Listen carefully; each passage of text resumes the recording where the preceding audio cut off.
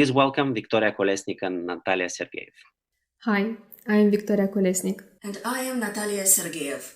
Let us tell you a story. On a warm autumn day, I asked Natalia if she'd like to grab a coffee after work. We both work as reporters at Radio Free Europe. We sat at McDonald's and it started raining, so we were kinda stuck. We kept asking questions about each other, which transformed into questions about school and teenage years. We found out we shared some similar experiences.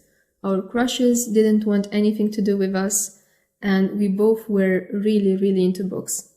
I told her my idea about a podcast on mental health, which was not just a recorded interview in a studio. I wanted to go in depth, to dive into the fears and anxieties of our protagonists. I wanted a full immersion, but I felt that I needed a partner, so I asked Natalia, "Are you in?" When Victoria asked me under that fateful McDonald's umbrella to join her, I saw an opportunity to explore narrative storytelling in a new format, an audio format. I was always interested in storytelling, and I was a big fan of podcasts. Not to mention, I am working in radio, which I really love. We wanted to see what it is like to create from scratch a media project and what it is like to manage one in all its pain and glory.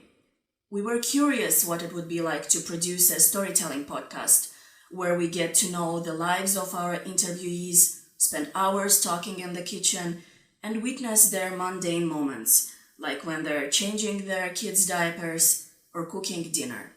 This idea ended up becoming the Sunt Bine project, the first narrative podcast in Moldova dedicated to mental health.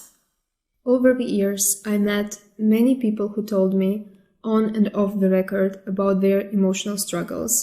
For example, this young man from the south of Moldova who had suicidal thoughts because he'd been bullied in school. I was once in Tiraspol, in the unrecognized Transnistrian region, and I was interviewing this girl, a teenager, who had an edgy look and a goth style, when I noticed self-harm marks on her wrists. Young people who went through depression, domestic violence victims who still had nightmares. These images and these people stayed with us, and we decided to tell their stories. And it wasn't just us who were interested in these stories. In October, we enrolled in a new media incubator, where we got help with our idea, quality coaching, and received our first money to invest in new equipment.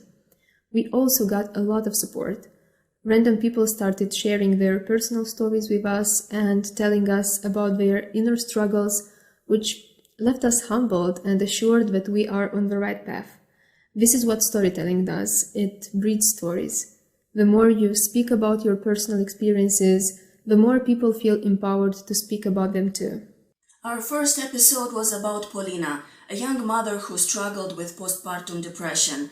She was experiencing unmotivated fears, she felt alone, and it seemed like the people around her could not provide the comfort she needed. In an emotional retelling, she detailed for us all that she went through over a course of a few days.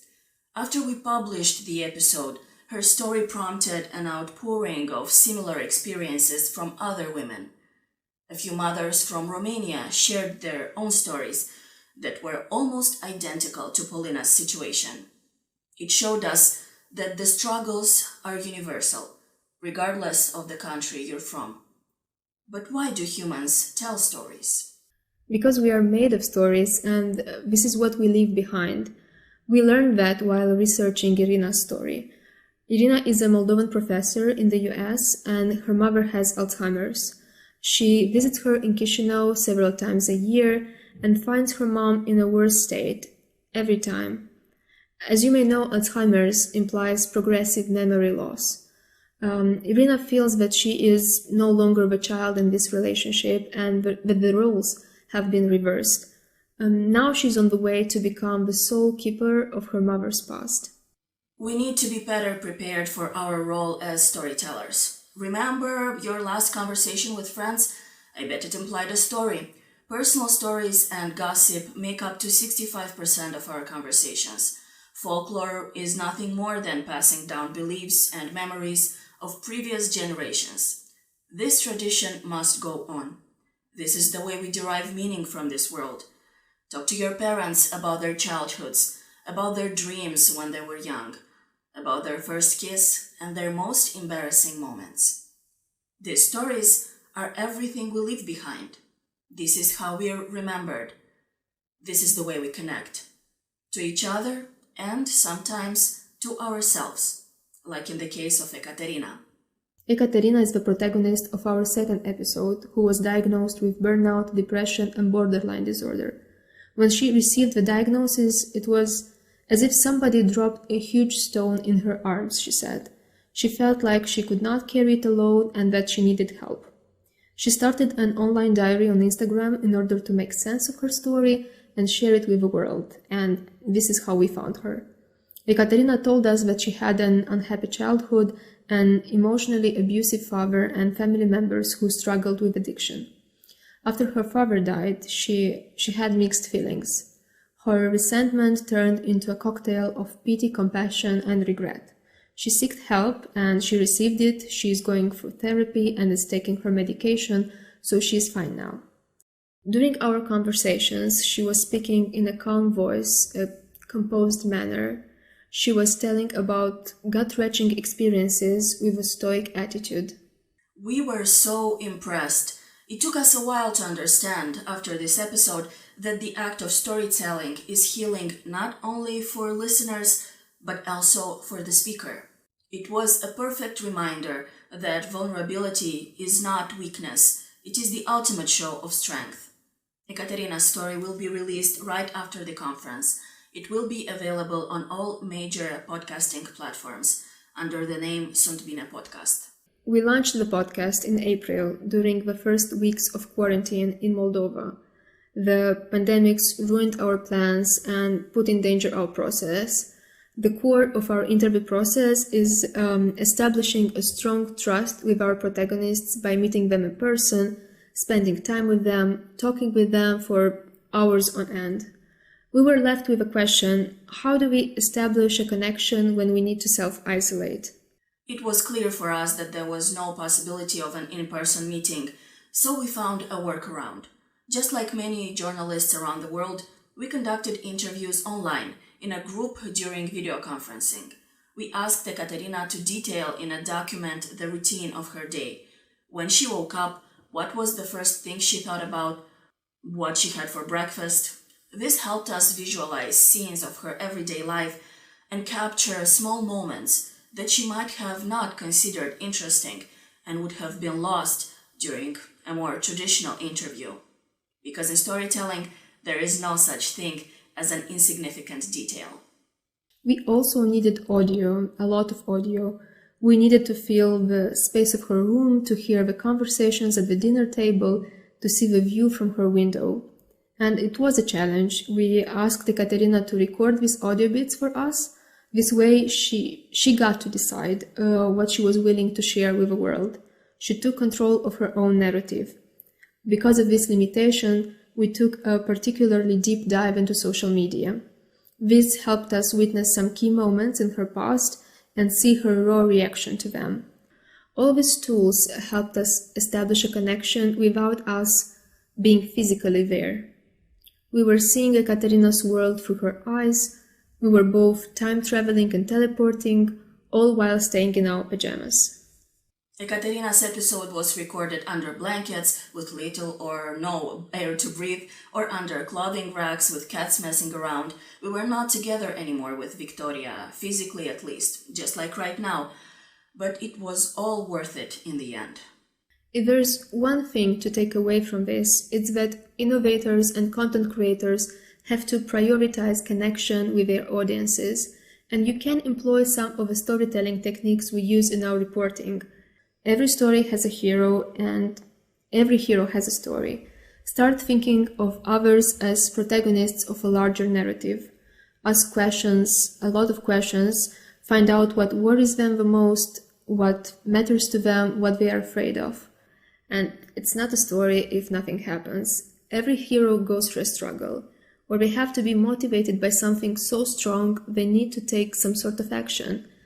This is when we, as an audience, see what the hero is made of.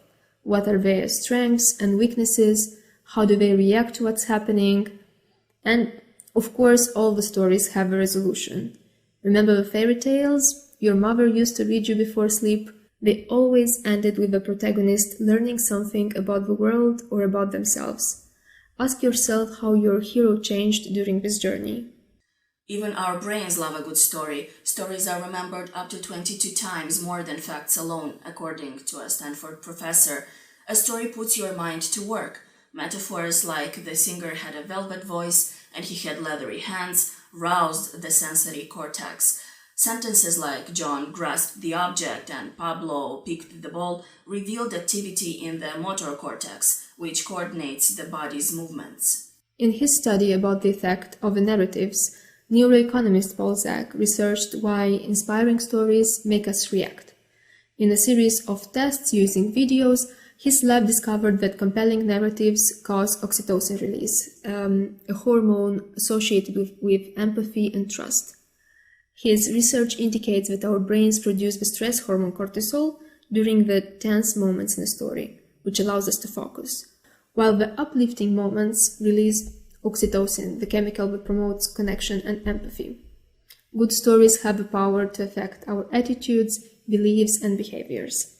Strategic storytelling is also useful in real-world situations. Researchers from an American medicine college found that medical students' attitudes about dementia patients who are perceived as difficult to treat improved substantially after students participated in storytelling exercises that made them more sympathetic to their patients' conditions. In his book, The Storytelling Animal: How Stories Make Us Human, Jonathan Kotchel argued that stories help us navigate life's complex social problems, just as flight simulators prepare pilots for difficult situations.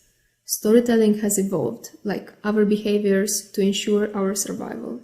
You can keep storytelling in mind when you want your audience to connect to your company or a brand, not to be the person who constantly cites the Apple and Google stories, but we all know they both started with a few friends in a garage. This is their story. Red Bull is, of course, selling energy drinks, but their story is about living your life to the fullest and them helping you do so, sometimes by sponsoring major extreme sports events. In our story, we are at the moment where we secured funding from Swiss Cooperation Office in Moldova. We also became a part of Viper Moldova, an NGO that launched a campaign to promote mental health among young people. We don't know what's going to happen next or for how long we'll have to keep recording under blankets. What we do know is that physical contact is not a requirement for making a human connection. Now, more than ever, we have the tools to keep in touch with our friends and family. It's up to us to reach across. When we hear a good story, a very simple thing happens. We start to care, even about complete strangers. Their pain becomes our pain, their struggles feel like our own. Of course, at the end of the day, a podcast is a solitary experience, but it doesn't need to be a lonely one. Thank you.